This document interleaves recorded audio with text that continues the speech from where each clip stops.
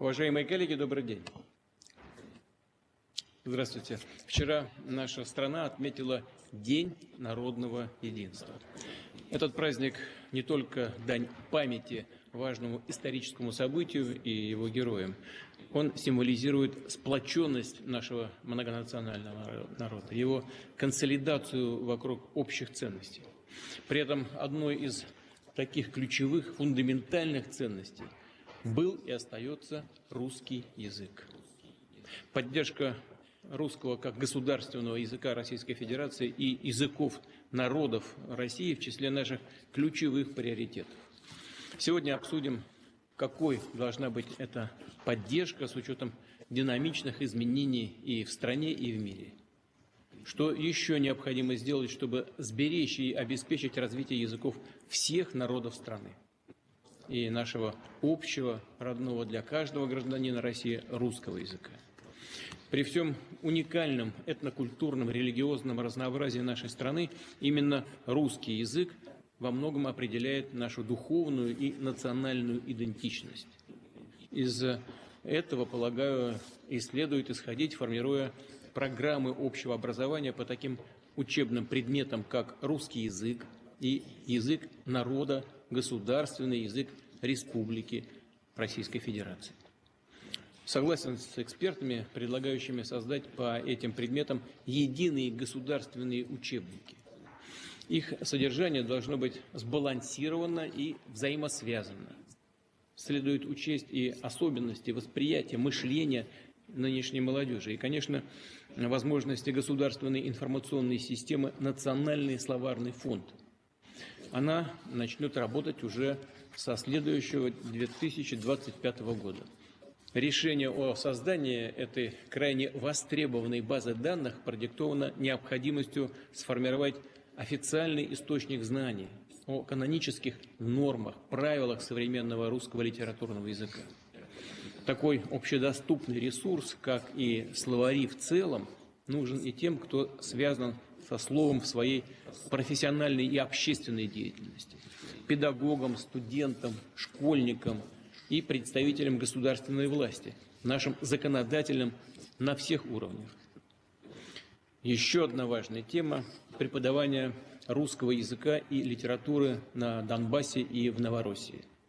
Я рад приветствовать в новом составе Совета творческих деятелей и педагогов из наших исторических регионов.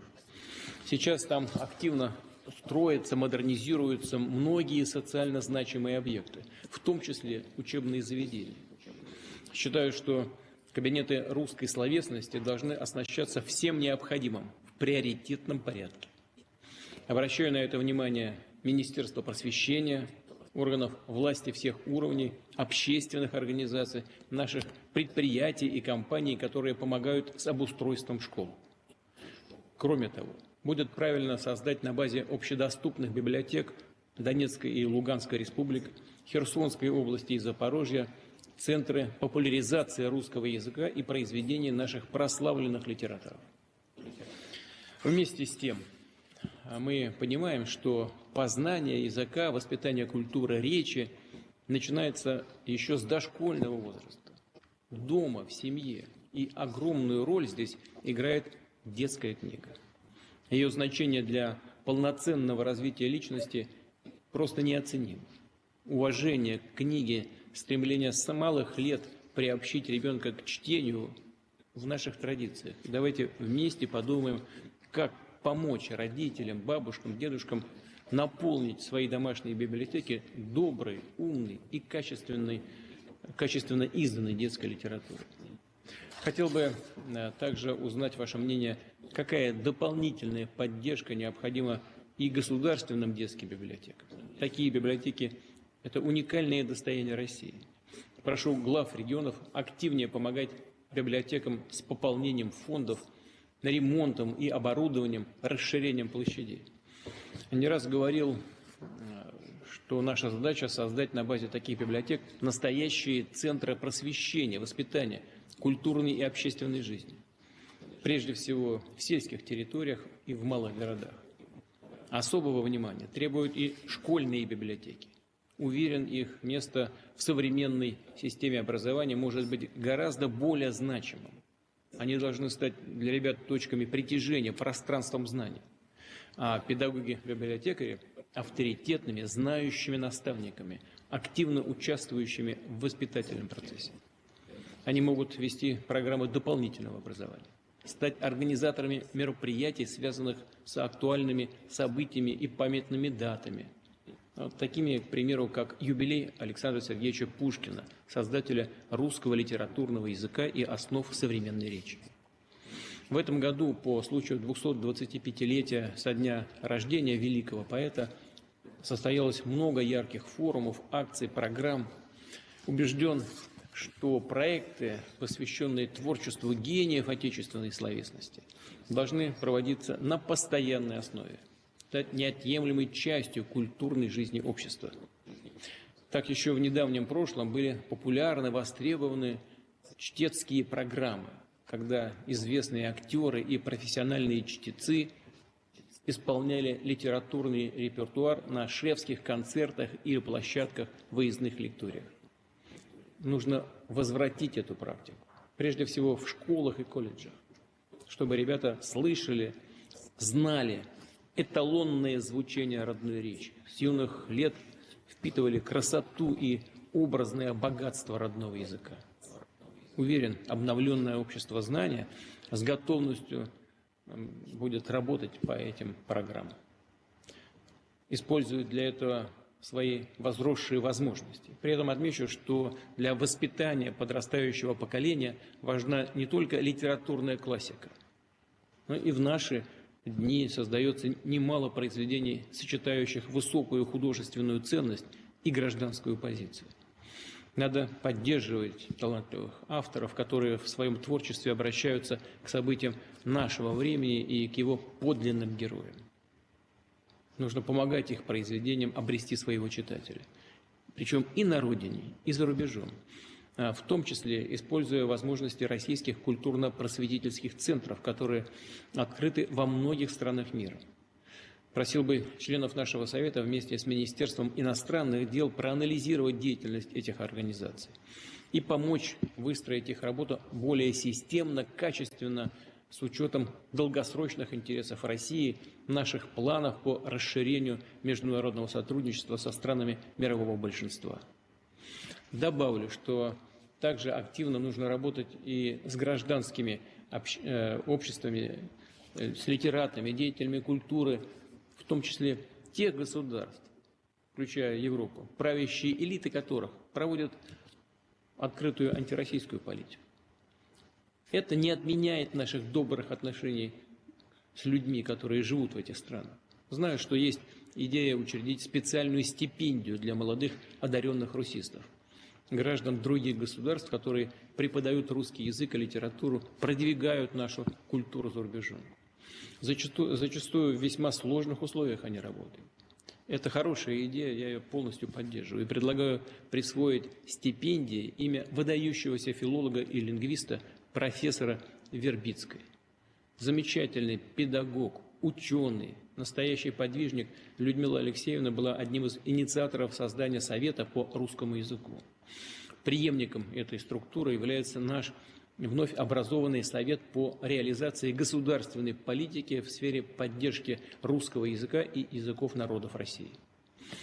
Он призван стать основным координатором межведомственного взаимодействия в этой сфере, а также в решении задач укрепления позиции русского языка в мире. Надо обеспечить все возможные условия тем, кто хочет ближе узнать нашу страну, выучить наш язык. И здесь хотел бы обратиться к Миноборнауки. Для поступления в учебные заведения России иностранные абитуриенты проходят тестирование по русскому языку, чтобы они, как и российские граждане, могли подавать заявления сразу в несколько вузов. Эти тесты должны иметь единый стандарт, общий для всех вузов страны. Я прошу решить эту задачу.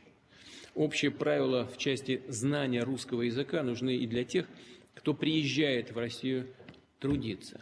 Надо определить и закрепить уровень владения языком с учетом реальных потребностей при трудоустройстве, при общении в повседневной жизни, с учетом профессиональных требований наших социальных и культурных норм поведения. В том числе выработать единый федеральный алгоритм работы с детьми приезжих, не владеющими или слабо владеющими русским языком. Прошу коллег представить соответствующие предложения. Ну и в заключение о правовом регулировании в сфере языковой политики. Закон о языках народов России, Российской Федерации был принят еще в 1991 году и, очевидно, нуждается в существенной переработке, начиная от создания официального реестра этих языков до приведения закона в четкое соответствие с современными реалиями, действующим законодательством. Повторю, поддержка русского языка и его продвижение в мире, сохранение языков всех народов России играют для нашей многонациональной страны первостепенную роль и должны иметь соответствующее обеспечение. Правовое, ресурсное и, конечно же, содержательное, смысловое. Прошу администрацию президента и Совет сформулировать базовые стратегические цели и направления этой важнейшей сферы и подготовить проект основ политики, государственной политики по этому направлению. Давайте перейдем к работе. Слово Елене Александровне Ямпольской. Прошу, Елена Александровна. Благодарю вас, уважаемый Владимир Владимирович, дорогие коллеги. Прежде всего, позвольте сердечно поблагодарить вас, Владимир Владимирович, за возможность поделиться предложениями в области поддержки и продвижения русского языка, языков народов Российской Федерации. Совет по реализации государственной политики в данной сфере был образован вашим указом 22 августа нынешнего года. За минувшие месяцы постарались с коллегами провести такую интенсивную работу, чтобы как можно быстрее заняться конкретными делами. Благодарим вас за расширение полномочий Совета, понимаем свою ответственность. Особенно важно, что к вопросам ведения Совета отнесена теперь поддержка не только русского языка, но и других языков нашей многонациональной страны. Поставленные вами задачи создания единого реестра таких языков и совершенствования законодательства в нашей сфере, безусловно, станут одним из приоритетов деятельности Совета. В России, где самобытные культуры никогда не пытались переплавить в некоем котле, где искренне ценили уникальность каждого народа, к национальным языкам исторически принято относиться с уважением. Мы твердо знаем, что каждый язык бесценен, а русский при этом является родным для всех граждан России. Как вы, Владимир Владимирович, неоднократно подчеркивали, русский язык ничем заменить нельзя. Он естественный духовный каркас всей нашей многонациональной страны. Действительно, если национальные языки помогают сохраняться этносом, то русский сплачивает этносы в единый народ, разнообразный по крови, но неделимый по духу. Русский был и остается языком, на котором говорит душа нашего народа. Не зря русский язык одновременно и средство, и цель. Средство коммуникации, как это положено языку, и цель, за которую наш народ веками проливал кровь. Это действительно очень важно, что с нами сегодня наши коллеги из Донбасса и Новороссии. Каждый 10-й член нашего Совета представляет воссоединившиеся с Россией регионы. Мы будем учиться у них любви к русскому языку и мужеству в его отстаивании. Более 3 миллионов российских школьников на данный момент изучают на уроках языки народов Российской Федерации. По-моему, это просто удвоение счастья, когда у тебя 2 родных языка. А русский сегодня, как и в исторической перспективе, остается макропосредником, обеспечивающим единство, согласие и развитие страны. Горячо приветствуем, Владимир Владимирович, ваше предложение не противопоставлять, пусть даже формально, в школьной программе понятия «русский» и «родной». Россия равняется Родина, русский равняется родной. При этом существующие учебные пособия по предмету «Родной русский язык» содержат немало увлекательных фактов о происхождении, становлении, трансформациях языка. Живой интерес, он ведь как магнит, к которому знания сами притягиваются. И, на мой взгляд, эти сведения должны стать частью единой государственной линейки учебников по русскому языку. Создание такой линейки, причем в рамках всего курса русской словесности, то есть во взаимосвязи русского языка и литературы, как вы справедливо заметили, задача назревшая, готовы участвовать в реализации. Спасибо, Владимир Владимирович, за ваши слова о детских книгах. Будущий читатель, он начинается не с выученной азбуки, он начинается со сказок, которые тебе читают мама или бабушка, с иллюстраций, которые ты разглядываешь из-за папиного плеча. Подобное мгновение бесценно, навсегда запоминается, что литература – это волшебный мир, куда тебя за руку ввели самые близкие люди. Детские книги – это не только про чтение.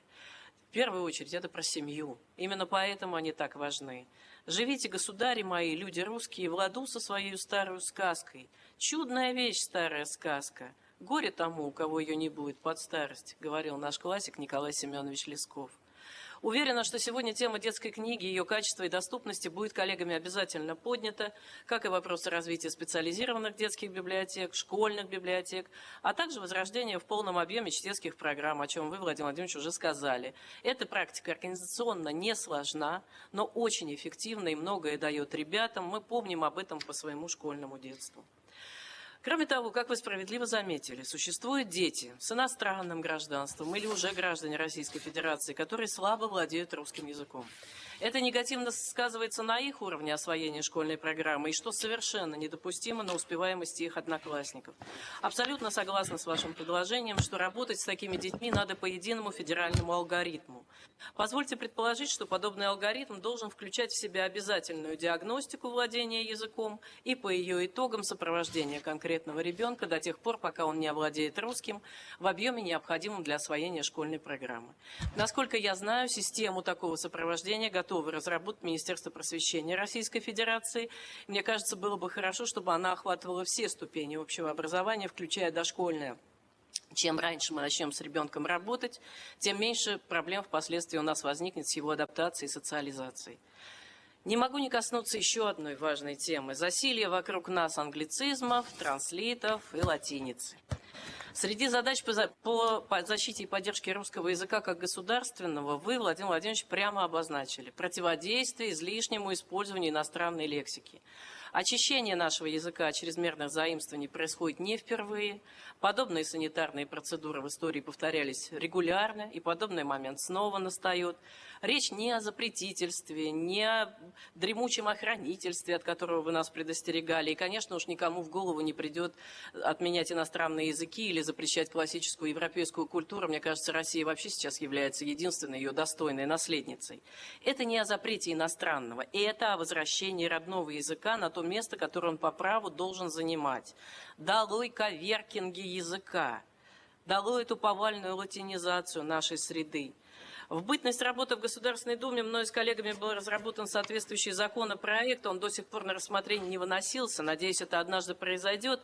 Однако нормативного решения здесь все-таки недостаточно. Надо сделать русский язык в хорошем смысле модным среди молодежи.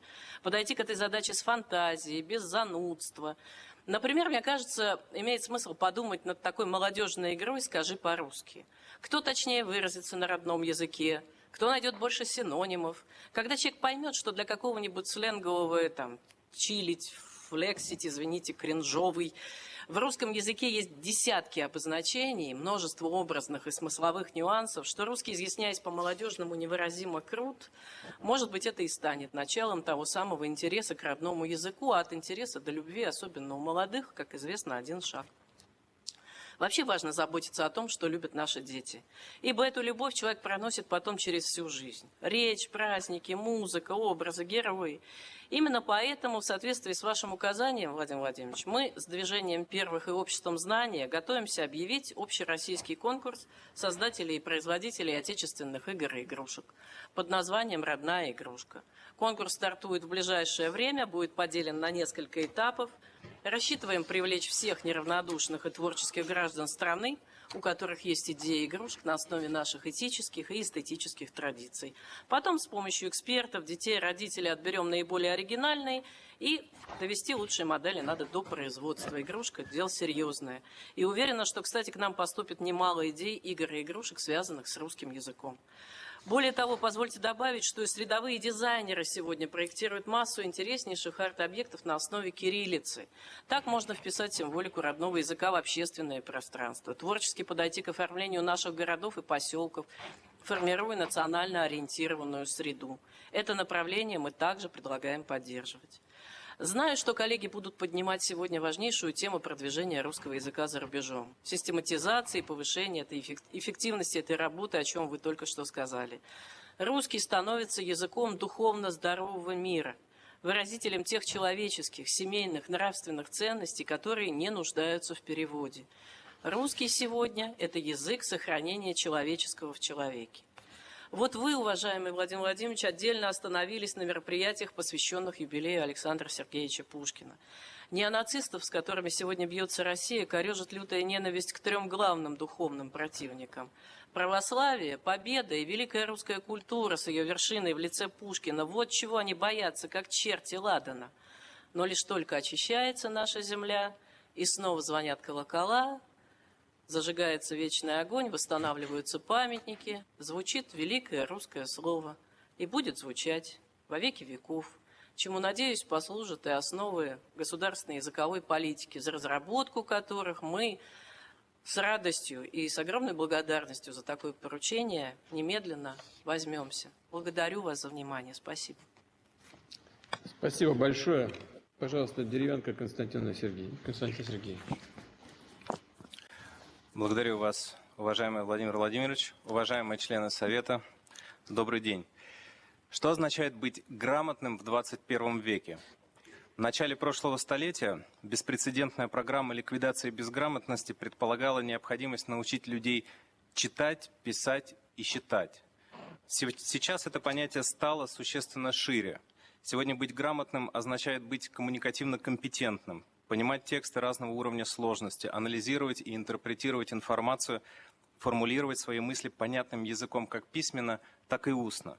И в век информационных технологий эти умения становятся критически важным и необходимым условием для формирования гармоничной личности, а также залогом реализации человеческого потенциала страны. При этом ни для кого не секрет, что сегодня складывается тенденция к снижению уровня речевой культуры молодого поколения. Это становится ощутимой преградой как на этапе образования, так и в дальнейшей профессиональной реализации. К примеру, школьники сегодня испытывают трудности при решении текстовых задач по математике и истории, потому что не могут понять смысла написанного. Часто не могут развернуто своими словами объяснить естественно-научное явление на уроках по биологии и географии. Конечно же, этому есть объективные причины, в том числе связанные с развитием социальных сетей, с увеличением количества некачественного медиаконтента в сети. Но я хотел бы остановиться на решении, которое, на мой взгляд, является эффективным при преодолении этих проблем.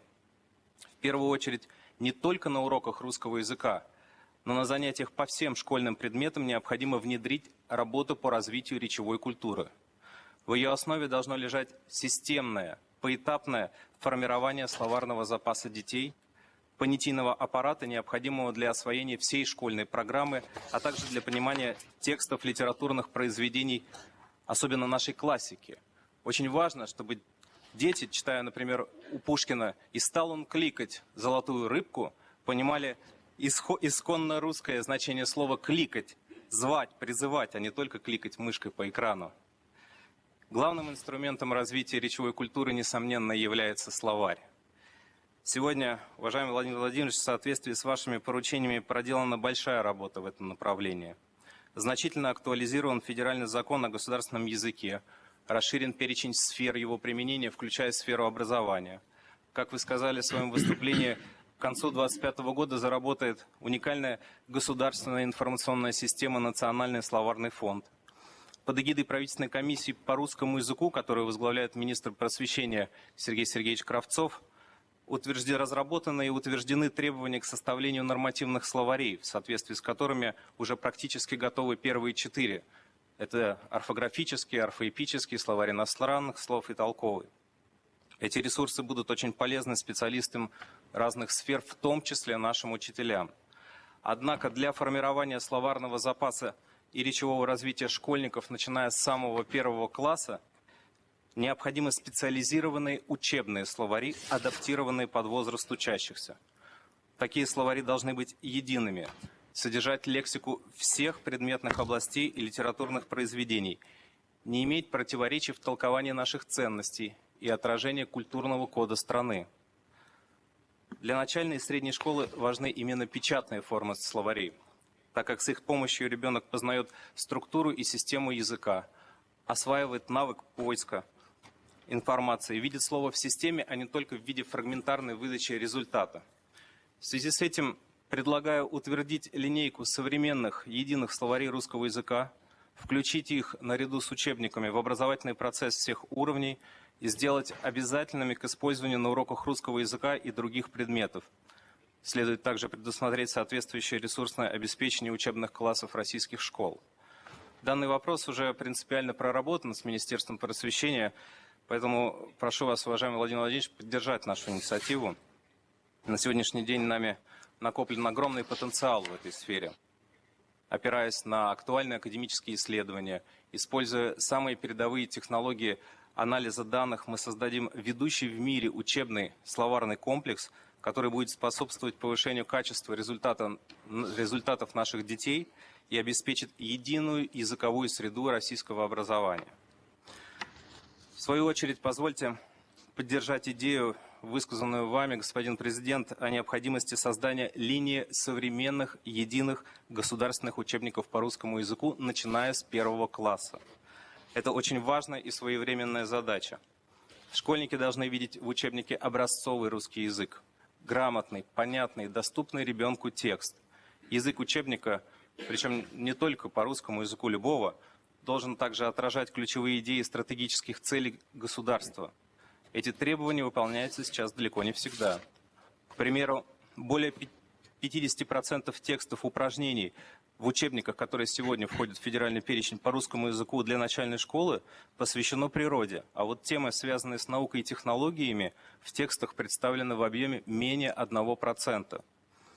Учебники должны отражать и традиционные российские духовно-нравственные ценности. В этом вопросе нам также есть над чем работать. Например, в современных учебниках по русскому языку слово «лес» встречается почти в 10 раз чаще, чем слово «семья».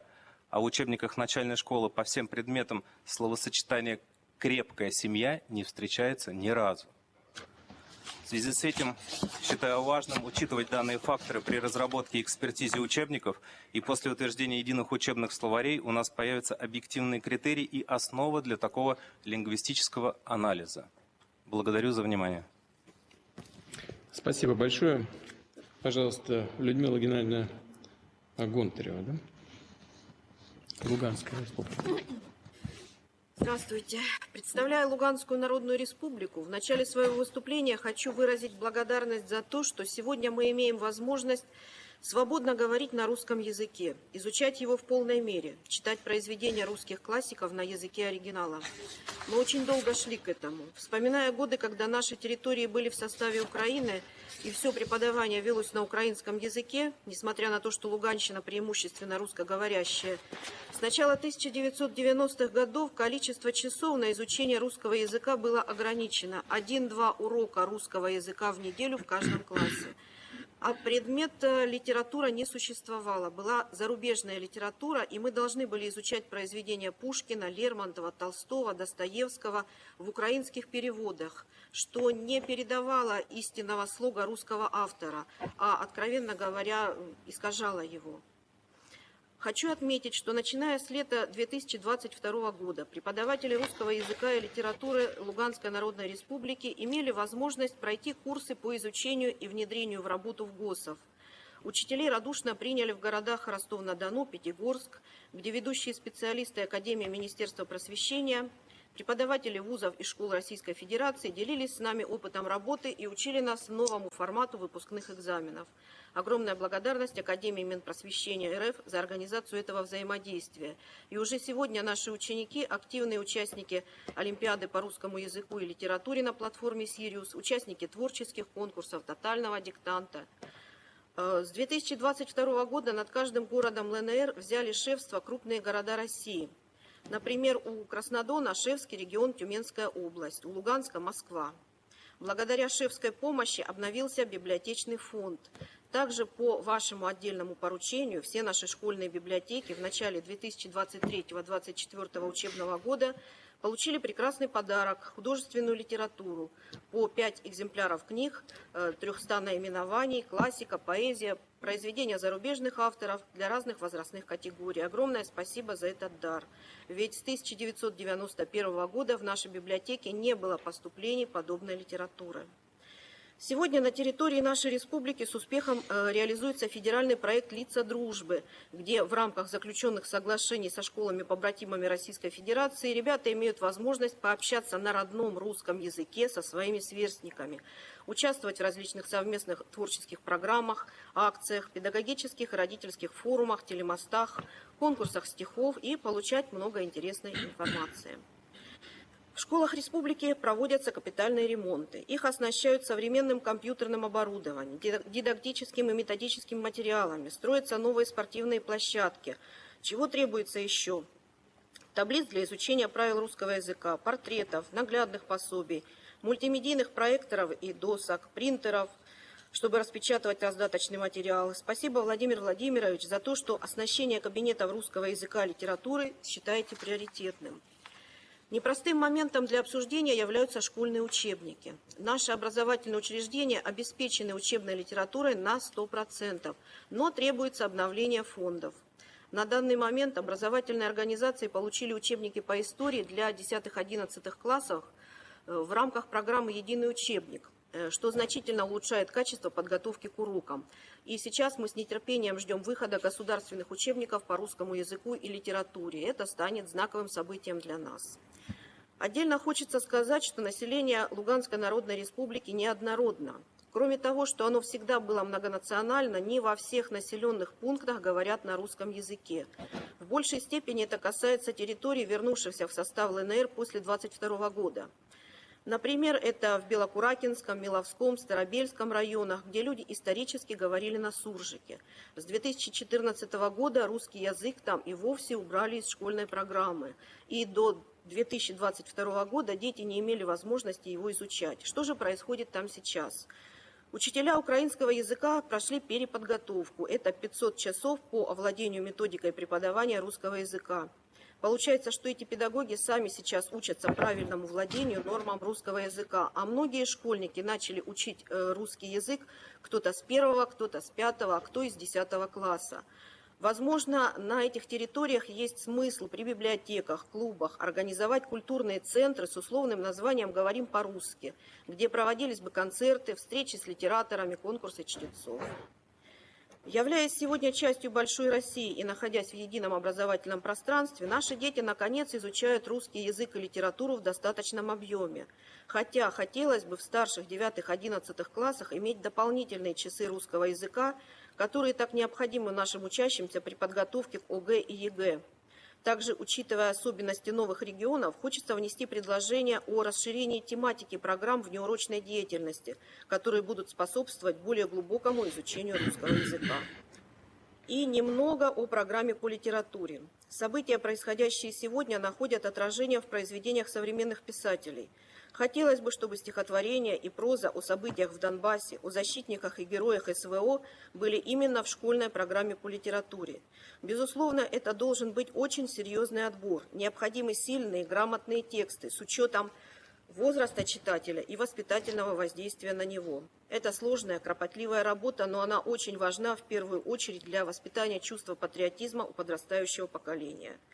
Как житель города Краснодона, также хочу поблагодарить вас, Владимир Владимирович, за то, что роман о подвигах наших юных ребят из организации «Молодая гвардия», роман Фадеева, был включен в школьную программу по литературе. Для нас это большая гордость и радость. В продолжение темы я хочу поделиться своей работой. Чтобы сохранить память о героях-земляках, более 2 лет подбирала произведения для сборника «И молодая гвардия в строю», решая эту задачу и как учитель, и как литератор. Здесь и произведения, давно известные читателю, и те, в которых выражен современный взгляд на деятельность подпольщиков, и уникальные материалы, практически нигде не издававшиеся. В книге же «Очевидцы и участники», составителем которой я тоже являюсь, представлены произведения о событиях в Донбассе с 2014 года. Обе эти книги есть во всех школьных библиотеках города Краснодона и Краснодонского района, и они очень востребованы. Такая литература нужна учителям и учащимся. От наших педагогов я часто слышу слова благодарности за эти сборники. Это подтверждает мою мысль о том, что аналогичные произведения обязательно должны быть в школьной программе. И в завершении хочу сказать, что несмотря на все трудности, преподаватели русского языка Луганской Народной Республики очень любят свой предмет, гордятся им и делают все возможное, чтобы русская речь была чистой, многогранной, глубокой, образной. И с любовью передаем свои знания детям. Спасибо. Да. Спасибо большое. Людмила Геннадьевна, вы сейчас рассказали о том, что было с русским языком в предыдущие годы и в предыдущие даже несколько десятилетий. Я хотел бы напомнить, что после образования Советского Союза коммунистическая партия начала проводить политику так называемой коренизации. Ну, наверняка вы это хорошо знаете.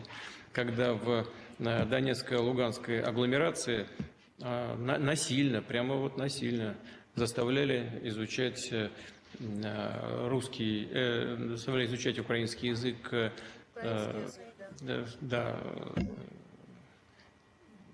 людей, которые на украинском никогда не говорили и считали своим родным языком русский язык. Украинский язык – это, насколько я понимаю, очень родственный язык русскому языку. Ну и, на мой взгляд, он имеет свою прелесть и красоту, так же, как и вся украинская культура. Но эта политика коренизации, она проводилась достаточно агрессивно, настойчиво. Повторяю, просто реально заставляли людей изучать украинский язык, людей, которые считали родным своим языком русский. Вот сейчас, когда больше внимания уделяется русскому языку, давайте не будем повторять ошибок прошлого. Наша политика в области русского языка должна быть мягкой, естественной, основанной на потребностях жизни.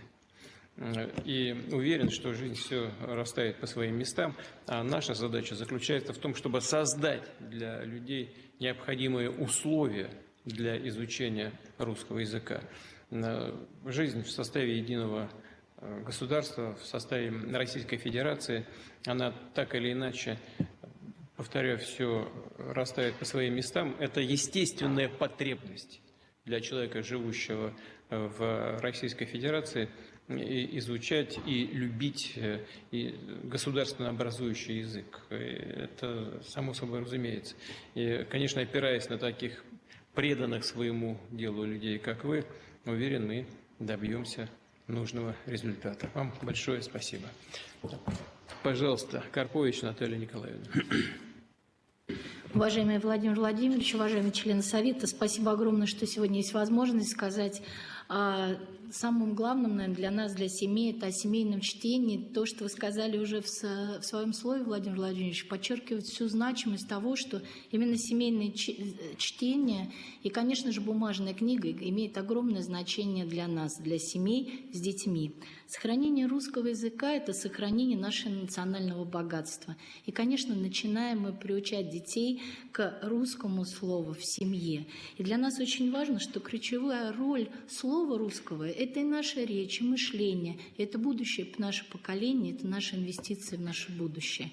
И в эпоху технологий очень сегодня цифровых много уделяется внимания именно цифре. А бумажная книга ушла на второй план, хотя это совершенно, наверное, такое обесценивание ненужное. Нам нужно переосмыслить это, потому что именно физический контакт с книгой дает возможность, и здесь не только как я, как родитель, мама 7 детей разного возраста, которые ходят в школу, в институты, буду говорить о своем тоже опыте.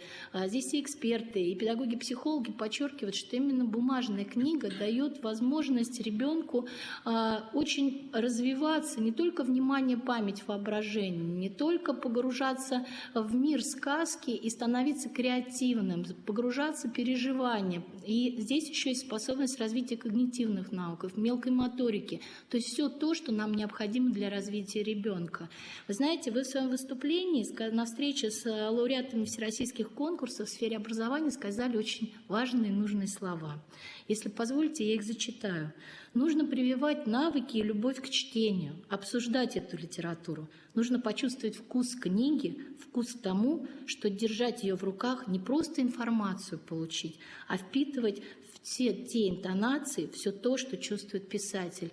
И вы знаете, я сегодня хочу поблагодарить учителей, где учатся мои дети. Сегодня, когда они дают задание детям выучить стихотворение или рассказ, они просят принести бумажную книгу, которой они пользовались для того, чтобы прочитать, изучить, показать и рассказать об этом. И мне кажется, что это очень важный опыт, необходимый сегодня для наших детей, потому что именно пользуясь этой книгой, они формируют еще бережное отношение к этому, любовь к языку и понимание тех авторов, которые пишут для них. Еще я хочу обратить внимание, что бумажная книга – это не просто носитель информации, это предмет искусства, который может передаваться из поколения в поколение. Вот у меня большая библиотека, которую собрали мои родители. Вы знаете, Владимир Владимирович, что в то время мы сдавали макулатуру, чтобы купить какие-то уникальные книги. И эти книги хранятся у меня. Я пользуюсь этой библиотекой, и сегодня мои дети имеют возможность пользоваться в любое время необходимой, нужной, важной информацией, которая хранится у нас дома благодаря моим родителям. И это наследство, это та ценность, это та традиция, которая передается из поколения в поколение не только в моей семье, а это культурный код наших семей больших, это ценность. И вы знаете, я очень хочу обратиться к вам с просьбой, именно говоря о сегодняшних возможностях для каждой семьи, для каждого ребенка, разработать социальную программу поддержки детей и семей от 3 до 6 лет, чтобы каждая семья смогла приобрести очень качественные, хорошие книги для своих детей. Нам необходима такая социальная программа поддержки, чтобы мы сформировали свои семейные библиотеки, которые доступны в любое время. И второй вопрос, который мне очень хочется тоже поднять, это, конечно же, уроки разговора о важном в школе. Они действительно приближают наших детей и способствуют тому, что они больше узнают, познают, обсуждают. Хотелось бы просто предложить ввести новые темы. Темы, которые позволили бы вот как раз подчеркнуть всю значимость великих дат, наших поэтов, писателей, того наследия, которое у нас есть русского. И такие даты, как, например, праздники, как славянской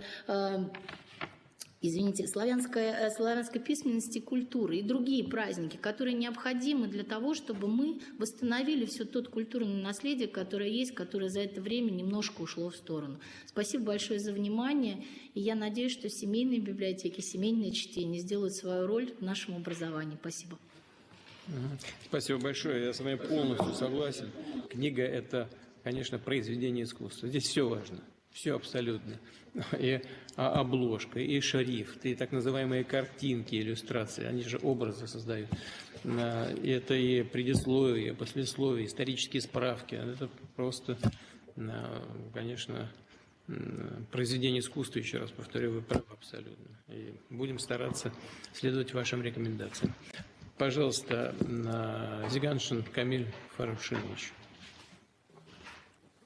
Владимир Владимирович, большое вам спасибо, что отметили, обратили внимание на необходимость поддержки, защиты языков народов России. Поскольку эта тема довольно серьезная и обширная, я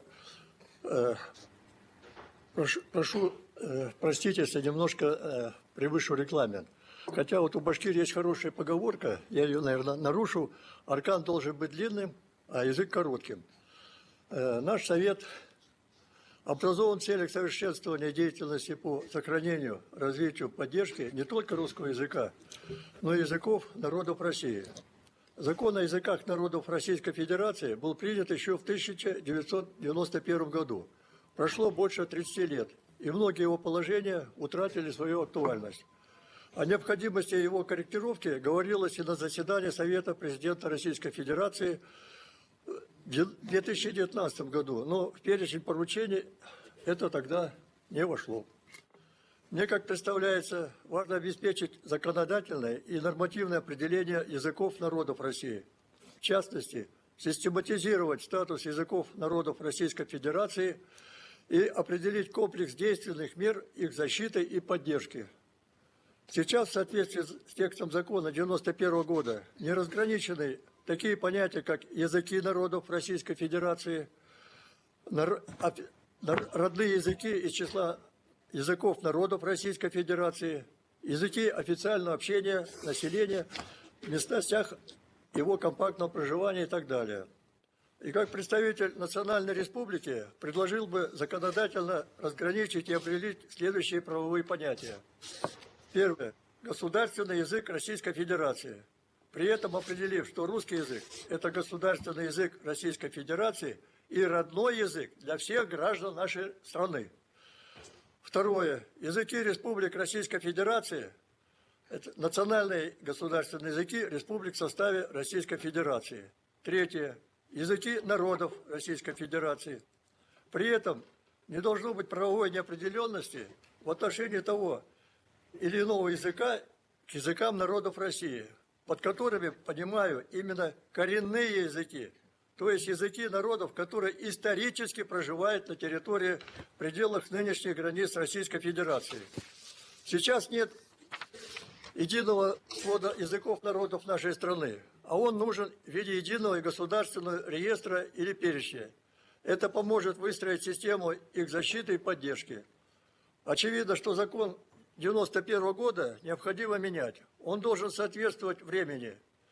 Нам необходим новый актуальный закон о языках народов Российской Федерации как часть единой системы государственной языковой политики России с введением реального контроля за его неукоснительным исполнением. Русский язык объединяет все народы России и является основой национальной идентичности. Это ваши слова, Владимир Владимирович. И этим все сказано. Сказали вы это 4 года назад, не так давно. Кроме того, в 2025 году в России, как уже было сказано, наконец-то появится Национальный словарный фонд.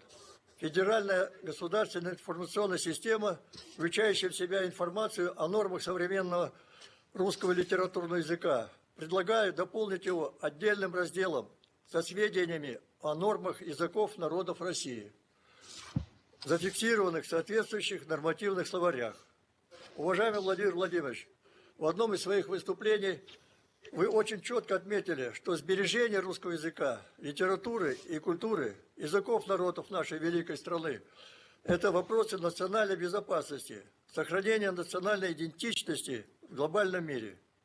Вы также подчеркнули, что нужны конкретные шаги по сохранению и развитию языков, по возвращению интереса к чтению и, конечно, по углублению гуманитарной составляющей в образовании. В связи с этим есть еще одно предложение – предусмотреть создание единой государственной линейки учебников по национальным государственным языкам Республик Российской Федерации и языкам народов России. Это позволит, среди прочего, систематизировать программы по изучению языков народов, в том числе в рамках полилингвальной модели образования, и обеспечить их соответствие федеральным государственно-образовательным стандартам и программам. Благодарю за внимание.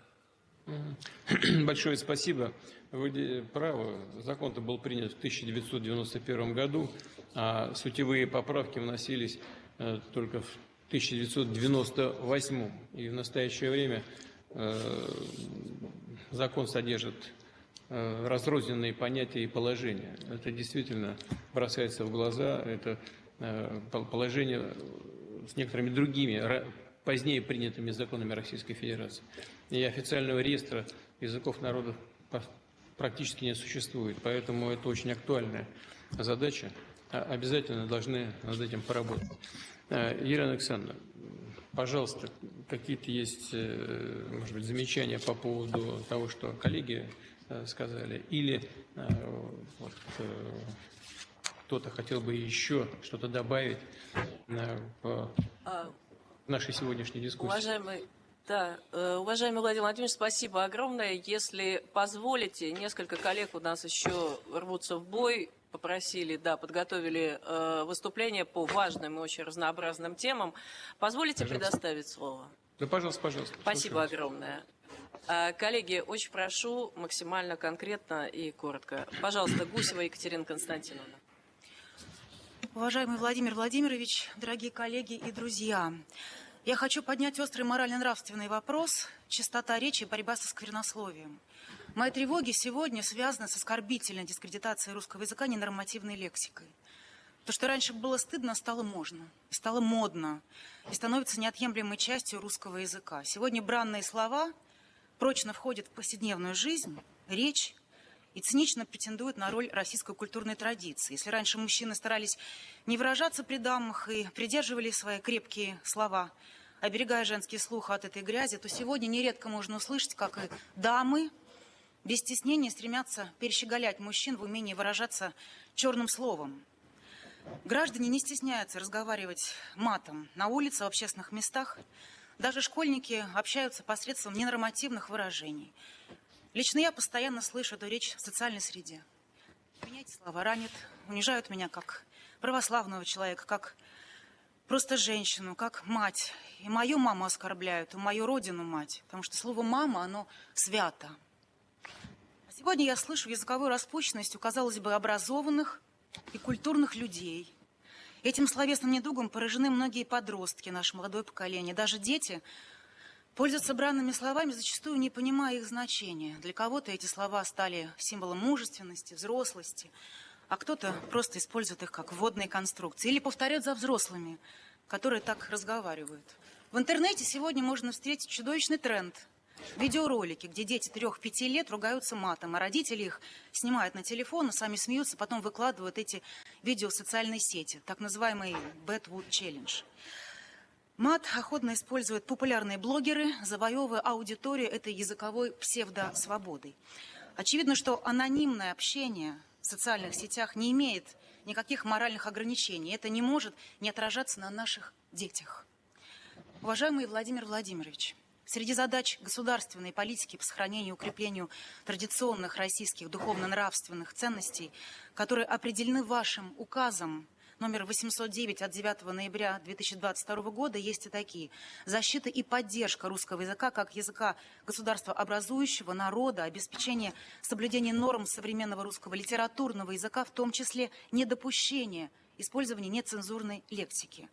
На сегодняшний день приняты все необходимые законодательные решения, определены меры воздействия. Но с помощью одних только этих запретов и штрафов не решить проблемы, связанные с использованием мата в межличностном повседневном общении. Тем более среди детей мы должны оградить наше молодое поколение от этой словесной грязи. Объяснять детям, пользуясь толковым словарем живого великорусского языка Владимира Даля, который пишет: «Мат – это сквернословие, а скверно – это мерзость». Гадость, пакость, гнусное, все противное, отвратительно, непотребное, что мерзит плотски и духовно. Нечистота, грязь, гниль, тление, мертвечина, извержение, кал, смрад, вонь, непотребство, разврат, нравственное растление, все богопротивное, противоположное молитве. А мат – это и есть антимолитва. Дорогие друзья, нам необходимо повышать культуру речи и нравственный иммунитет наших детей. Это жизненно важно для будущего нашей страны. Нужно сеять русское слово, великий, могучий, правдивый, свободный русский язык. А сорняки выкорчевывать. Надо проводить разъяснительные беседы с детьми, обращая внимание на недопустимость употребления в речи нецензурных слов. Чтобы перестать материться, надо перестать слышать этот мат. На киноплатформах, в различных шоу из уст популярных блогеров мы слышим запиканный вариант мата. Это недопустимо. Необходимо, чтобы он не использовался в общественном пространстве в любом, даже скрытом виде. Процесс вовлечения и погружения человека в мир русского языка надо начинать в дошкольных заведениях, продолжая в школах и вузах. Проводить всевозможные увлекательные, интерактивные языковые игры, квесты.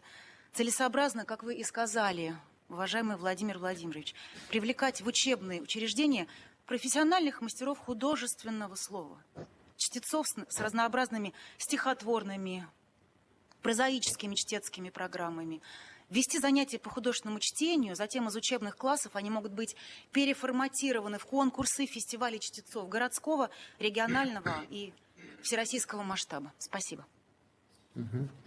Екатерина Константиновна, вы подняли, конечно, важный вопрос. Ненормативная, так называемая ненормативная лексика. Мат – это, к сожалению, это тоже часть нашего языка. От этого никуда не деться. Так же физическая культура – это культура тела, но вы правы, мы же не раздеваемся каждый раз, чтобы демонстрировать свои возможности и свои достижения в этом плане. Есть определенные какие-то вещи, связанные с общей культурой человека. И в речи, в языке она проявляется тоже очень ярким образом.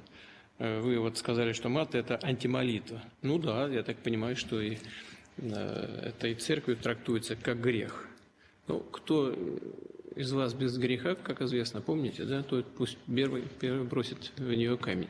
Значит, это, к сожалению, действительно такой грех распространенный, и повышая общую культуру, нужно, безусловно, повышать и культуру языка, культуру речи. Это такая тонкая сфера, и для того, чтобы повлиять на это, нужно работать по очень многим направлениям, повышая общую культуру, показывая, что для того, чтобы выразить свою точку зрения, защитить ее, показать, что ты человек не просто образованный, а имеющий твердые убеждения и человек, который может побороться за эти убеждения, твердо заявить позицию. Для этого существуют другие средства выражения, а не только не нормативная лексика. Вот это, конечно, правильно. Я думаю, что, безусловно, мы должны в этом направлении вместе поработать. Пожалуйста, Елена Александровна. Пожалуйста, спасибо большое. Пожалуйста, Космарская Искра Вагинаковна. Добрый день, уважаемый Владимир Владимирович, уважаемые коллеги. Очень много аспектов. Мы понимаем, что работа по реализации программы очень большая. Я хочу поднять еще один вопрос, с моей точки зрения, наиважнейший. Это школьная программа по русскому языку. На сегодняшний день наиважнейшее значение имеет именно школьный курс по русскому языку. И прежде чем я перейду к самой программе, хотелось бы сделать два предварительных замечания относительно ключевых элементов моего выступления. Первое – это русский язык, и второй – наши дети, то есть школьники. Что происходит с русским языком? Я вот внимательно слушаю Екатерину Константиновну, очень разделяю ее обеспокоенность, но надо понимать, что разговоры о деградации русского языка, разговоры о порче русского языка, они, в общем, объективной реальности не соответствуют. Должна вам сказать, что, как специалист должна сказать, что с русским языком ничего страшного не происходит. Есть вопросы, связанные с культурой речи, но не надо путать речь и язык. Тут нас интересует больше язык. Так вот, с русским языком, как системой, как с национальным достоянием, говорю со всей ответственностью, ничего страшного не происходит. Язык – зеркало, он меняется. Он соответствует нашему времени, он не портится, не улучшается, он меняется. Он живет нашу с вами жизнь. Он отражает нас и нашу жизнь. Позвольте этот довод не доказывать, поскольку в данном случае, в общем, важно мнение специалистов. Я думаю, что для любого лингвиста, для любого русиста эта мысль очевидная. Второй компонент – это дети. Наши дети. Поколение Альфа, поколение Z, скоро будут еще какие-то поколения. В принципе, мне кажется, это хорошие поколения. Во всяком случае, они не хуже, чем предыдущие. Я много лет работаю в университете, и я вижу сменяющиеся поколения. Это совершенно нормальные поколения. Но они другие. Они родились в эпоху интернета, они родились в эпоху цифры и наступающего искусственного интеллекта. Ученые во всем мире уже доказали, это уже общее место, что результаты таких технологических изменений не могут не привести к изменениям. Потому что дети, конечно, первыми на себе это ощутили. У них изменились познавательные и эмоционально-волевые характеристики. Это уже, в принципе, образно говоря, новая порода людей. Это не аналоговые люди, это люди цифровые. И это, безусловно, надо иметь в виду, когда мы говорим о школьной программе, о русском языке, об обучении русскому языку и так далее. Вообще, надо сказать, что все, что у нас есть в образовании, так быстро, так стремительно происходили события в 21 веке, это все-таки рассчитано на человека аналогового, а не на человека цифрового. Похоже, что нам надо быстро ситуацию исправлять и догонять. Вообще, школьная программа по русскому языку – предмет давних споров. Мы, русисты, давно выражают обеспокоенность тем, чему и как учат в школе. Мы осознаем, что школьная программа не может отражать современное состояние науки. Но такой разрыв недопустим. Такой разрыв между современными представлениями о языке, между современным состоянием русского языка и его школьным вариантом. Многолетнее обучение правилам грамматики не привело к грамотной речи, многолетнее обучение правилам орфографии и пунктуации не приводит к грамотному письму. Что из этого проистекает? Из этого проистекает необходимость изменения школьной программы. Первый вопрос, который встанет, это концепция. Какая концепция, какие положения, какие постулаты могли бы лечь в основу новой концепции? Кажется, что это постулаты следующие. Язык – живой организм. Языковая норма – не приговор. Дети не портят язык. Они равноправные его носители и даже творцы. Одновременно и сквозным образом должна проводиться мысль и тезис, постулат, язык – главный хранитель культуры и требует к себе ответственного и бережного отношения. Цели школьной программы должны быть выполнимыми, должны быть конкретными. Это поможет достичь хороших результатов. Цели должны быть таковы. Они большие, они очень объемные, но их две. Уметь читать и понимать важные для культуры тексты своей эпохи и прежних эпох. Уметь создавать понятные тексты с соблюдением принятых в обществе языковых, коммуникативных и этических норм. Следом за этим, конечно, пойдет образовательная программа. Образовательная программа должна учитывать изменившиеся познавательные особенности новых поколений и их технологические возможности, особенности мышления, легкий и постоянный доступ к информации, повышенное доверие к интернету, склонность не к усвоению знаний, а к аренде знаний. Если мы хотим добиться каких-то очень серьезных результатов, нам все это нужно иметь в виду. Необходимо пересмотреть объем знаний и пересмотреть формулировки в учебниках. Об этом уже говорили коллеги. Стало общим местом и серьезным препятствием в школьном обучении. Дети не понимают, что написано в учебнике. Это очень серьезная проблема. Очень.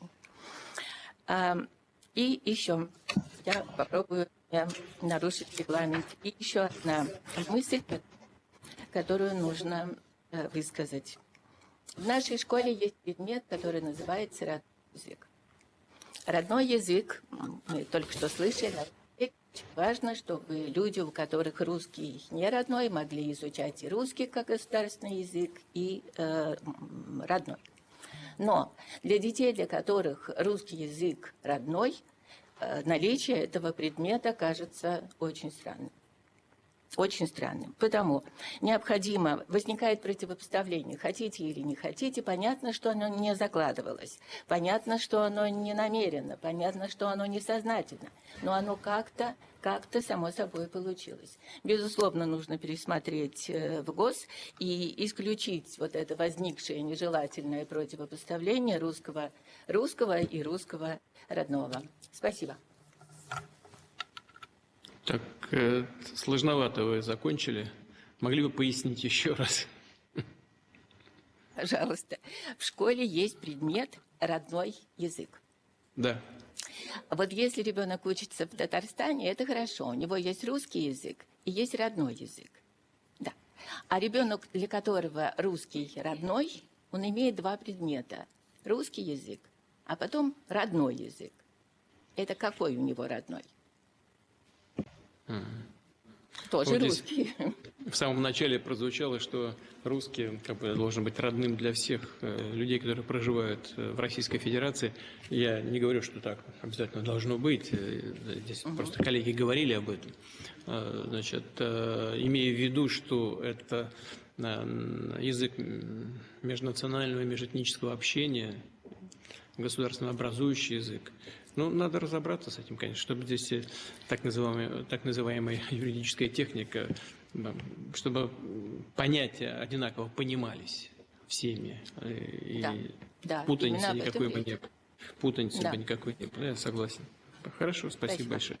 Что касается того, что с русским языком ничего страшного не происходит, конечно, это живой организм, и он развивается по мере того, как жизнь идет вперед, появляются новые понятия, которые раньше невозможно было никак сформулировать, потому что их просто таких явлений не было в жизни в нашей, в науке, в технике, в технологиях. Они появляются, новые вещи, их как-то обозначать, и то, что они появились где-то в других странах первоначально, и соответствующие образы языковые были созданы, то поэтому так это все внедряется. Здесь тоже, по-моему, ничего страшного нет, я с вами согласен.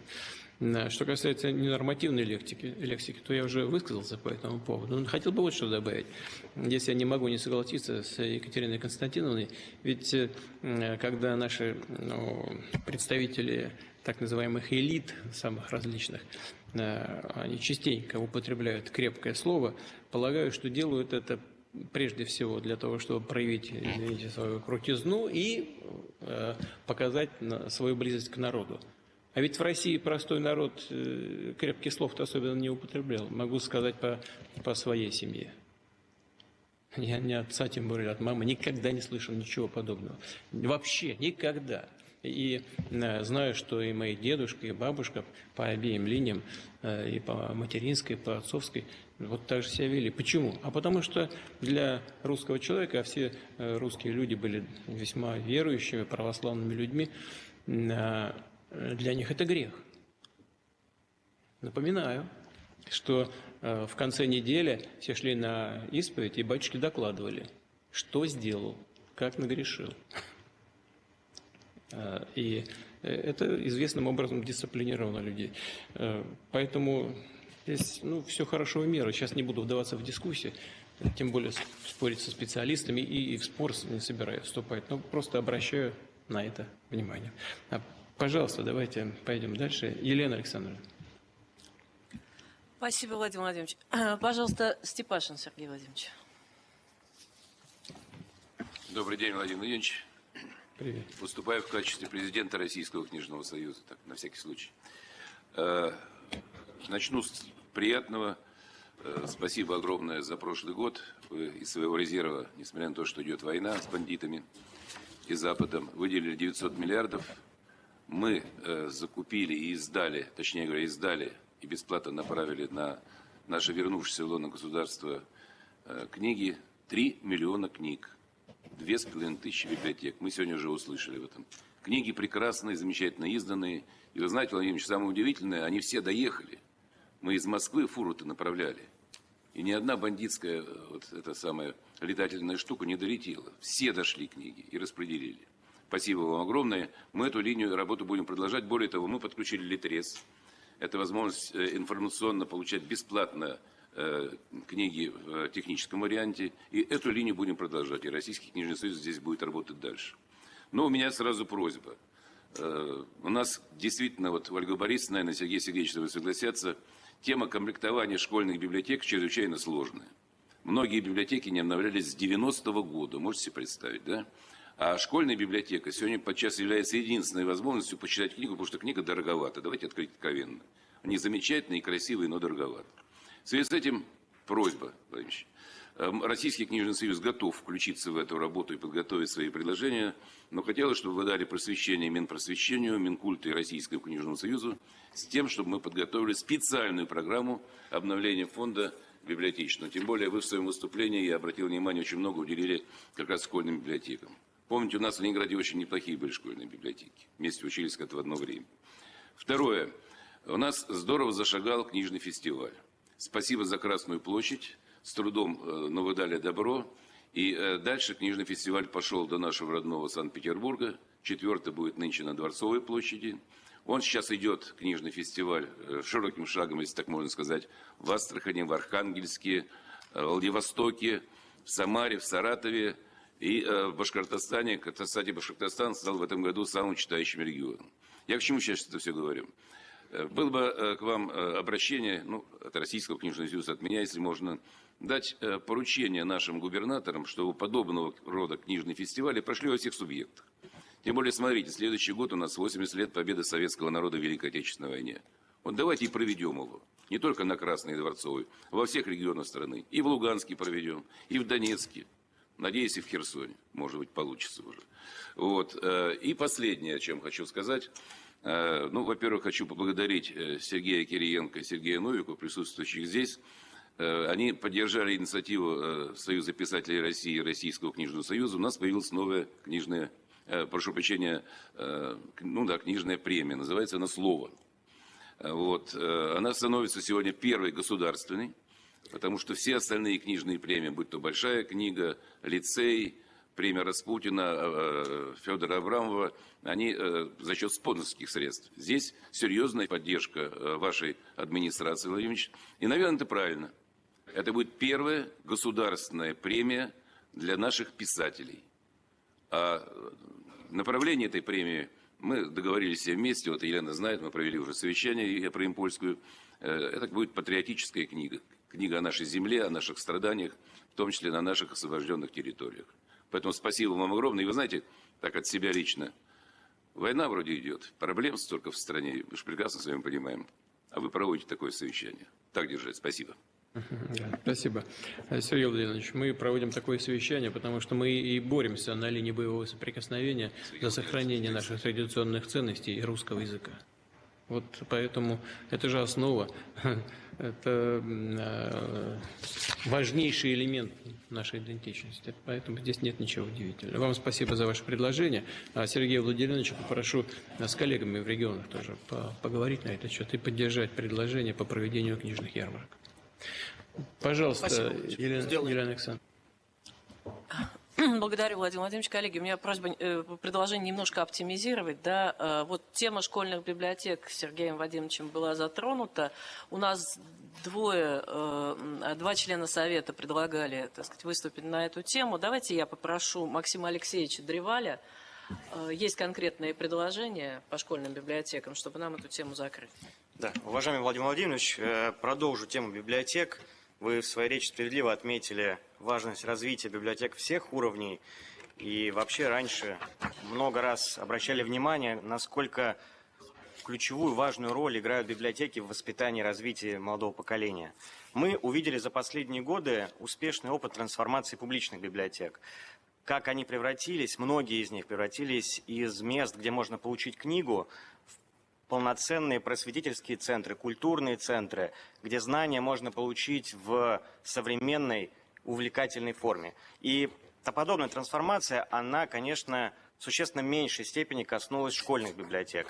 И первая библиотека, с которой взаимодействует школьник, не позволяет ему понять, каким интересным может быть это пространство. И не видит места, где проходят лекции, кинопоказы, чтецкие, поэтические вечера, интеллектуальные игры. И мы понимаем, насколько это важная задача. В связи с этим у меня есть 4 предложения, инициативы, которые могут помочь ее решить. Первое, конечно же, связано с освоением библиотекарями новых навыков и компетенций, которые позволят им проводить различные воспитательные и просветительские мероприятия. Для этого нужно будет запустить федеральную обучающую программу, и здесь общество знания готово оказать всестороннюю поддержку. Например, Центр знаний Машук за 2 года обучил порядка 30 тысяч человек. Мы говорим так, что Машук учит тех, кто учит. И мы готовы отдельную программу направления запустить для школьных библиотекарей. Вторая инициатива – это конкурс, направленный на выявление лучших инициатив, проектов среди школьных библиотек. Будет здорово, если они, финалисты, смогут претендовать на грантовую поддержку, чтобы реализовать лучшие библиотечные проекты в стране. И финалом такого конкурса мог бы стать ежегодный форум, где встречались бы библиотекари со всей страны, делились лучшими практиками, опытом. Может быть, даже местом такого форума может стать федеральная территория Сириус, где уже сконцентрированы лучшие методики по работе со школьниками. Ну и последняя инициатива. Я хочу вспомнить проект «Родная игрушка», о котором говорила Лена Александровна. И если говорить о таком полноценном пространстве библиотек, который далеко за пределы книг выходит, то было бы здорово, на мой взгляд, наполнить его и отечественными играми, настольными играми, развивающими играми, конструкторами, которые как раз по логике конкурса будут основаны на нашей истории, культуре, ценностях, героях, подвигах. И уже как раз к началу следующего учебного года мы рассчитываем, что конкурс позволит нам определить финалистов и запустить в производство целый ряд отечественных игр и игрушек. Спасибо большое. Да, мне кажется, все интересно, все ваши предложения нужно попробовать реализовать. Федеральная обучающая программа, и грантовая поддержка библиотекарей, и игрушка, все интересно. Мы обязательно проработаем это с вами. Спасибо. Пожалуйста, Елена Александровна. Что еще? Спасибо большое. Пожалуйста, если можно, вот буквально тут еще Янковский Олег Игоревич. Мы, так сказать, да, идем на коду. Да. Здравствуйте, коллеги. Владимир Владимирович. В прошлом году я стал учителем года России, будучи учителем русского языка и литературы в школе при посольстве России в Иране. И этот опыт работы я считаю уникальным. Хотел бы тезисно озвучить результаты этой работы, поделиться своим опытом. Очень показателен случай. 2023 год. У меня класс под классным руководством 6 человек. И все 6 разные национальности. Это русский, армянин, таджичка, кыргыз, нагаец астраханский и туркменка. И увидев это национальное многообразие, я предложил ребятам провести игру под названием «В краю родном». Каждый из них мог рассказать о своей стране, посвятить в игры своего народа, предложить угощения национальные. Ребята испытывали большую гордость, но еще большую гордость, как мне кажется, испытывал я, поскольку весь этот калейдоскоп культур развернулся на базе нашей русской школы, как это бывало и в Российской империи, и в Советском Союзе.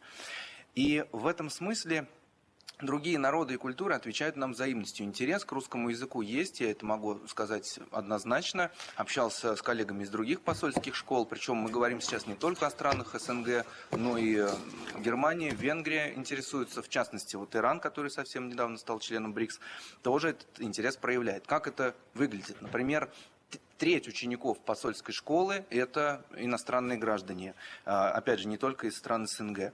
Причем мы получали десятки заявок от этнических иранцев, чтобы их дети изучали русский язык. И школа при посольстве России в Иране на данный момент не имеет возможности новых иностранцев принимать и обучать языку. Просто мощность не позволяет.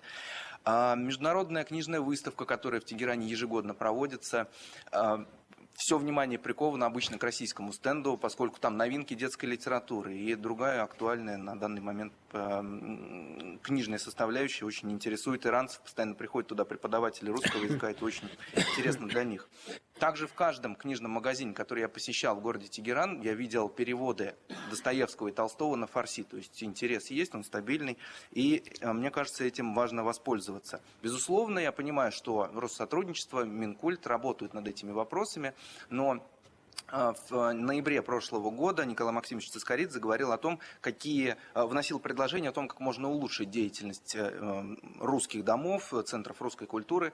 А вот в Тегеране, в частности, русский дом вообще не работает, потому что иранская сторона не ратифицировала необходимые документы.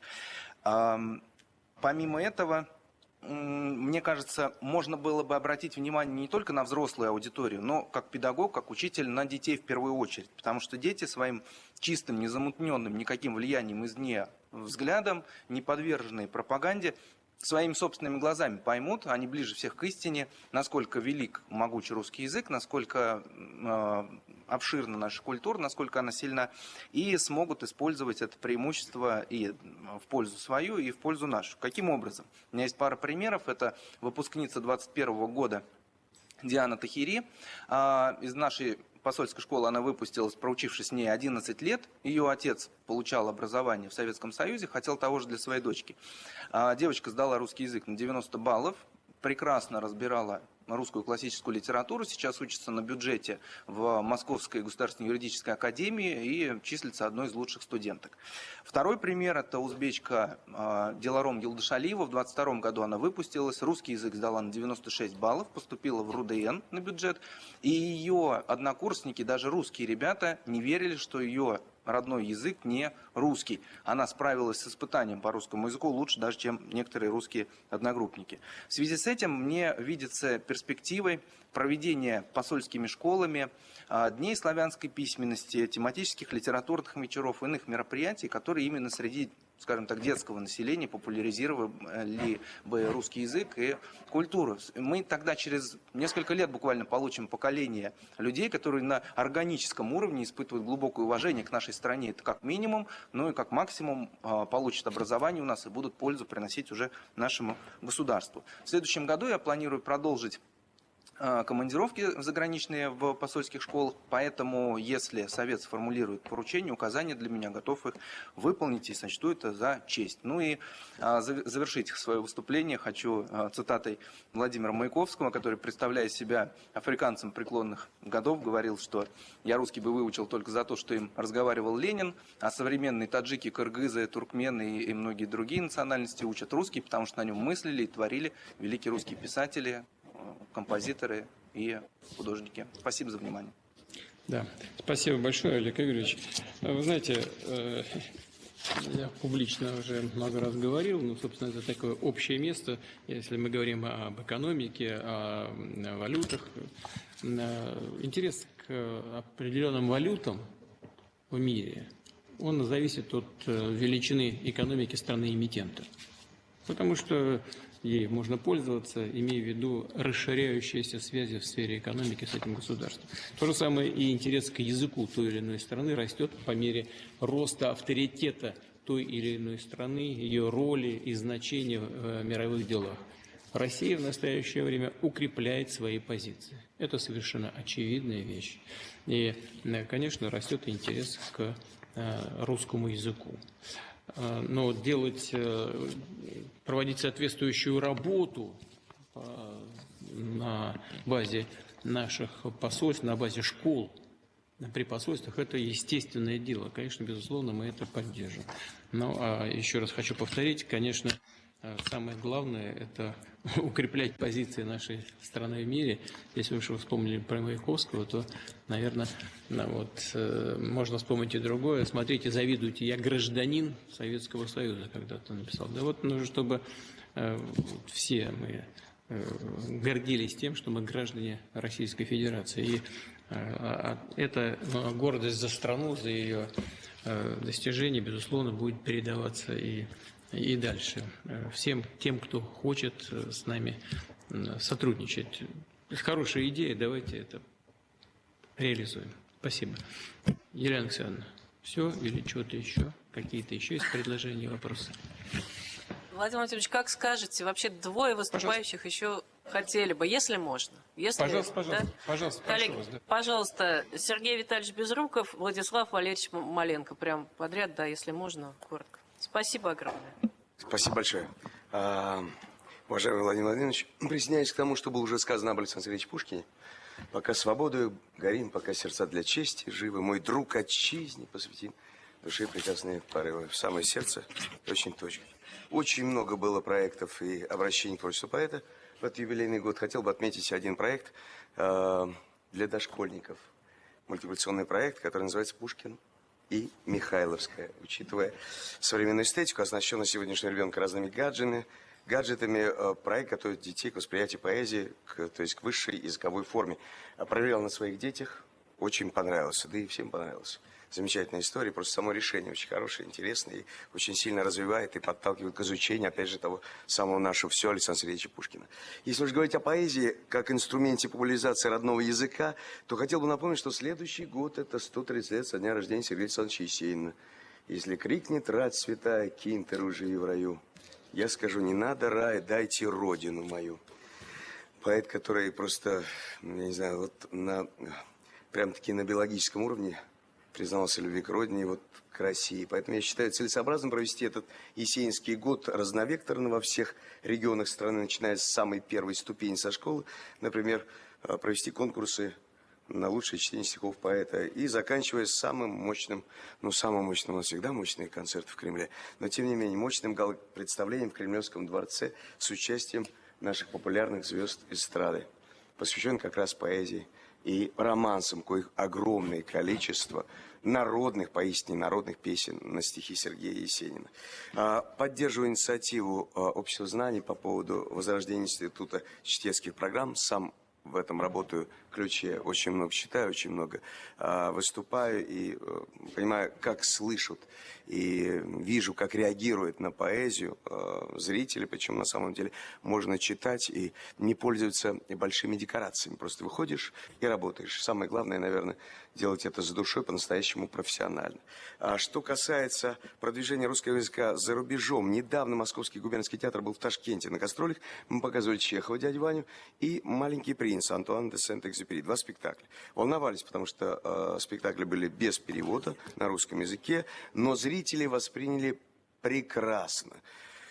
Был аншлаг. Единственное, волновались, когда мы играли «Маленького принца». Я читал «Маленького принца» на русском языке, то есть взрослые понимали. Дети тоже были в восторге, наверное, потому что взрослые им все перевели. Потому что касается детей, уже не все знают русский язык. Перед отъездом буквально у меня был большой разговор в Министерстве культуры Узбекистана, и мы подписали программу о сотрудничестве нашего театра с ведущими театрами республики. Кроме того, я рассказал о большом детском фестивале, который мы курируем уже 7 лет под патронажем нашего театра, 7 лет подряд. Это мультижанровая программа, там театр, кино, анимация, книга, современная книга для детей. Вот. И я рассказал об этой программе, более того, я рассказал об эхо Большого детского фестиваля, потому что всех победителей Большого детского фестиваля мы потом эхом, таким вот своеобразным эхом, проводим и привозим в различные дальние регионы нашей страны. Мы проехали уже от Калининграда до Камчатки. На Камчатку уже поедем 2-й раз. В Архангельске были 2-й раз. Это неделя праздника для детей. Замечу, на русском языке, хотя там есть и номинация «Национальный язык». То есть у нас замечательно восприняли спектакль на бурятском языке. Причем смотрел наш российский зритель, дети, семьи смотрели. Замечательно восприняли, очень хороший спектакль о бабушке, очень трогательный до слез. Так вот, разговариваю как раз с Министерством культуры Узбекистана. Их очень заинтересовал как раз эхо Большого детского фестиваля. И у меня возникла идея как бы немножко расширить диапазон нашего эха, чтобы оно прокатилось еще и по нашим бывшим союзным республикам, потому что там потребность в русском языке есть. Общался вот буквально перед отъездом в замечательной семье, такая интеллигентная семья, узбеки. Как они говорили на русском языке? Просто зависть, потому что это с такой культурой речи, причем с таким каким-то такой тоской о Советском Союзе, да-да-да, но это взрослое поколение. Конечно, уже дети говорят больше на английском, что было не очень приятно, честно могу сказать, признаюсь. Я это и не скрывал. Вот. Но, тем не менее, то, что они тянутся к русскому языку, то, что хотят слушать и спектакли на русском языке, и фильм на русском языке, я думаю, что вот эхо Большого детского фестиваля я бы туда продлил не только Узбекистан, еще дальше есть союзные республики, и такая большая программа, недельный праздник для детей на русском языке, анимация, кино, это все на русском языке. Это было бы, мне кажется, очень стратегически правильным. Вот, собственно, все. Простите, эмоционально. Я практик, поэтому я привык читать со сцены и играть в кино. Да, я с вами... Спасибо. Да, я с вами полностью согласен. Я же очень часто общаюсь со своими коллегами во всех республиках бывшего Советского Союза, в том числе и в Узбекистане. И я вижу, конечно, там много утрачено за предыдущие годы, но я вижу желание и руководства этих стран, в том числе в Узбекистане, и людей в этих странах, в том числе в Узбекистане.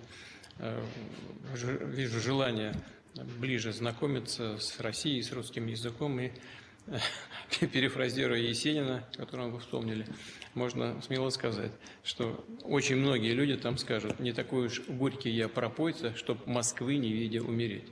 Вот поэтому надо поддержать это, поддержать это желание, помочь людям, помочь нам, помогая этим странам изучать русский язык, русскую культуру.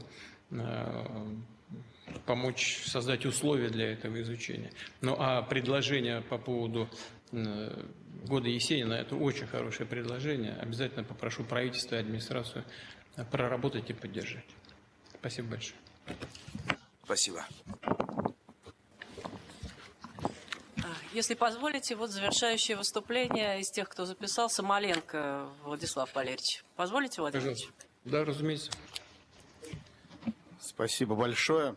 Уважаемый Владимир Владимирович, дорогие коллеги, товарищи, я хотел бы очень коротко поразмышлять, посоветоваться с вами о воспитании новой плеяды русских литераторов, молодых поэтов, не просто об открытии новых имен, но о деликатной, аккуратной, вместе с тем очень увлекательной работе с ребятами, о сопровождении их талантов, о создании в стране центров сборки, если так можно сказать, смыслов, которые влияют на целые поколения и сейчас, и потом. Говоря о силе и значимости русской литературы, в частности о поэзии, Владимир Владимирович, вы не раз вспоминали одного из самых гениальных, еще одного вспомню, русского поэта, Михаил Юрьевич Лермонтов. Мне эти ваши мысли очень близки. Вы говорили, вот сложным был мальчик, этот гений, сложным, безусловно, с непричесанным характером, отчасти оппозиционно настроенный и к власти. Но его поиск справедливости, его работа с языком сопровождались самым главным, что, наверное, есть у русского человека разных национальностей, как я говорю. Это главное, это неизбывная любовь к своей стране, к родине. А в рубежные времена вот такие ребята, может быть, не совсем, которые были удобные в мирное время, были ершистыми, колкими, но они встают и идут защищать свою страну. А почему так происходит? Потому что, ну, видимо, в свое время в семье, на учебе провели важнейшую, терпеливую, очень неспешную работу с их творческим аппаратом, с их ранимой, талантливой душой.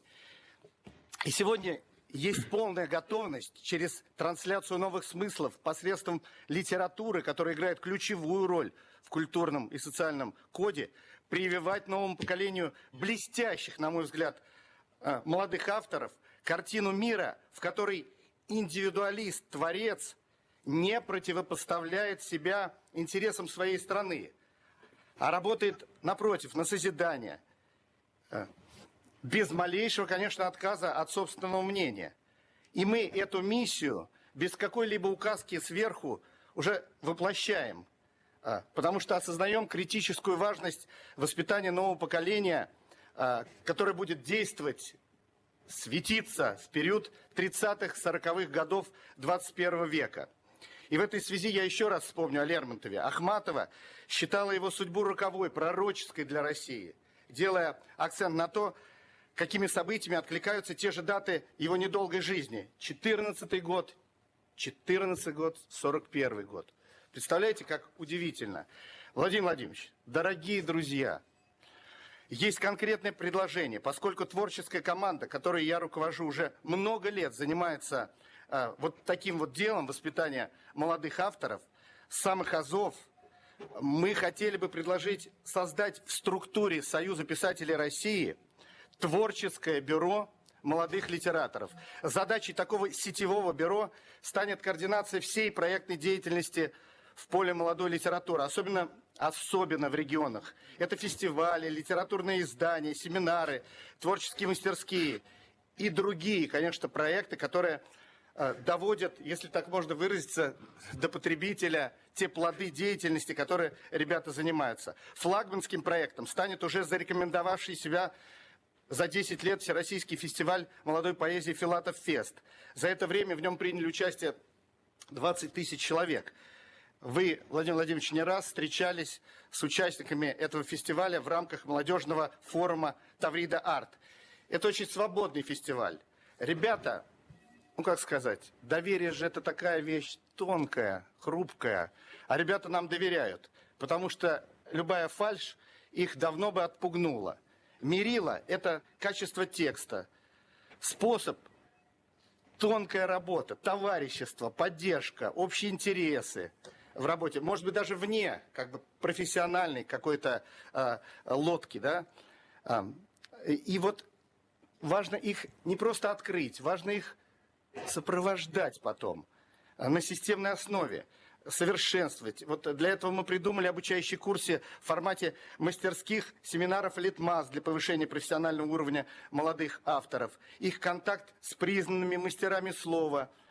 Структура работы будет осуществляться через создание НКО или организации с юридическим лицом для постоянного взаимодействия с региональными отделениями с целью активного вовлечения субъектов России в развитие современной молодой литературы.